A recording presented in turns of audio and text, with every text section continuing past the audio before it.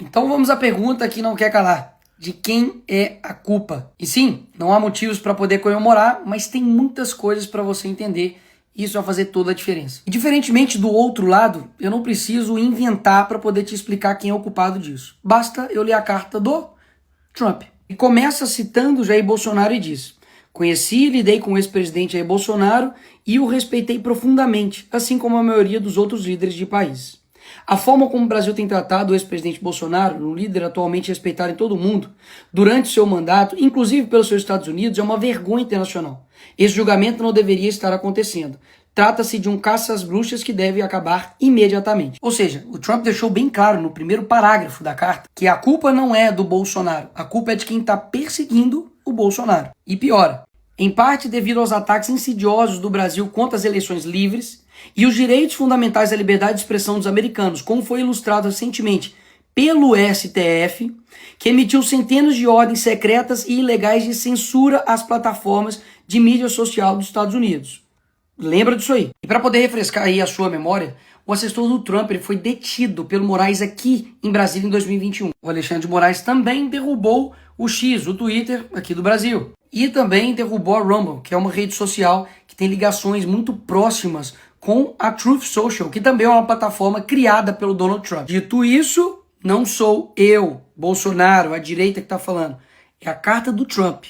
Ela continua. A partir de 1º de agosto de 2025, cobraremos uma tarifa de 50% sobre qualquer produto brasileiro enviado aos Estados Unidos. Ou seja, devido à perseguição, nós vamos cobrar essa taxa. Mesmo depois de uma carta tão clara e transparente, a esquerda quer dizer que o culpado não é o presidente da República, mas o Bolsonaro, que nem presidente é. Será mesmo? Vamos ver. Lula, antes mesmo das eleições, já falava que o Trump era nazismo com outra cara e chamou ele de desumano. O Lula deixou navios de guerra do Irã atracar aqui no Brasil, mesmo os Estados Unidos fazendo pressão contrária. O Alckmin, que é vice do Lula, participou de um evento no Irã ao lado do líder do Hamas e outros 3 líderes terroristas. Voltou até a exigir visto para os cidadãos dos Estados Unidos para entrar aqui no Brasil. Foi destaque no mundo inteiro quando comparou as ações de Israel a Hitler. Ou seja, atacando o principal aliado dos Estados Unidos na guerra entre Israel e Irã. E aí o que o Lula esperava? De que essa conta nunca ia chegar? Ela chegou e muito cara. Mas ela tem um motivo, como vocês viram. Não foi do nada. Mas existe uma forma de resolver isso.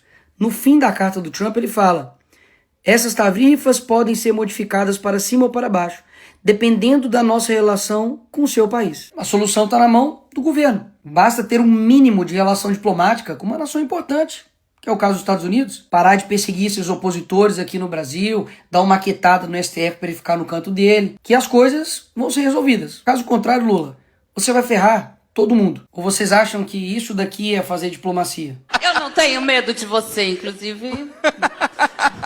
Boa! Fuck you, Elon Musk. Vou usar o termo vira-latas depois de jornalistas perguntar sobre Lula e Trump. Trump disse que vai anunciar a tarifa contra o Brasil. Ah, e é bom lembrar que até esse momento aqui, a tarifa estava em 10%. Calma aí que nós não chegamos nem na melhor parte do vídeo. Vai por mim. A resposta do Lula para tudo isso foi essa. Se ele vai cobrar 50 de nós vamos cobrar 50 dele. E o que isso vai resultar? Se por algum motivo o senhor decidir aumentar suas tarifas, então qualquer que seja o número que escolher aumentá-las, será acrescentado aos 50% que cobraremos. Se o Lula vai cobrar 50, eles também vão colocar mais 50 nessa conta. Enquanto isso, uma nação que decidiu ter diplomacia com os Estados Unidos, que é a Argentina, aprovou um acordo que garante tarifa zero para 80% das exportações argentinas. Como deve ser bom ter um presidente, né? Sabe por que eles estão dizendo que o Brasil não pode recuar a esse tipo de medida de fora? Porque nós defendemos a soberania nacional. E é aqui que o vídeo fica interessante. A esquerda, que está dizendo aí que defende a soberania nacional, tem uma organização que chama Folha de São Paulo, desde 1990, que interfere ativamente nas eleições e no processo democrático de todos os países da América Latina. E quem está dizendo isso não sou eu, é o Lula. Parte da chegada da esquerda ao poder na América Latina pela existência dessa cosita chamada Fórum de São Paulo. E aqui, com o José Dirceu, amigo do Lula e mentor do PT, deixou as coisas ainda mais claras. Nós já lutávamos por isso e já trabalhávamos por isso, inclusive porque nós criamos o Fórum de São Paulo, que lutava para isso, Depois criamos ainda um grupo de Marbella, que é o nome da cidade, do hotel onde nós fomos no Chile, que se reuniu. Todos depois foram eleitos presidente da República. Todos foram. Todos. Então quer dizer que os Estados Unidos não pode aplicar uma sanção em defesa da liberdade, mas eles podem interferir em todos os outros países da América Latina para poder implementar, literalmente, ditaduras. E pausa. Quem é pior? Um país que taxa o outro país para poder defender a liberdade de outro país? Ou um país que taxa o seu próprio povo para poder bancar um governo? E aí? Quem é pior? Lula pede ajuda à China para regular redes no Brasil. Ora, isso aqui não ataca a nossa soberania nacional? Quando o PT lá em 2016 pediu proteção internacional diante do impeachment da Dilma, não era ataque à soberania nacional, né? Tenho certeza, não era interferência, era só uma ajuda, né? Quando a Gleisi, deputada do PT, pediu numa TV árabe ajuda a todo mundo árabe pela liberdade do Lula, aí não era interferência. Além dessa balela que eles dizem defender a soberania nacional, eles também não respeitam a soberania nacional dos outros países, pelo visto também não. Foi lá na Argentina visitar uma condenada por corrupção e fazer lá cartazinho para ela ser livre, em outro país. Eu já ia me esquecendo, esse aqui é bom demais. Aqui está o Felipe Neto pedindo ajuda internacional para o John Biden, para Kamala Harris, para poder conter o Bolsonaro aqui quando ele era presidente. Como eu disse, qual que era a desculpa deles? De que nós não precisamos de intervenção, mas precisamos de ajuda. Quando somos nós, é intervenção.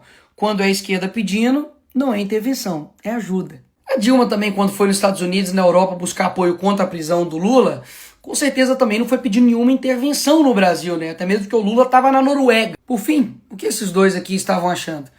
De que eles iam implantar aqui uma ditadura, calar seus opositores, perseguir, deixar inelegível por nada. Porque eu não sei se você sabe, Bolsonaro não está inelegível porque ele tentou dar um golpe. Foi porque ele fez uma reunião com embaixadores.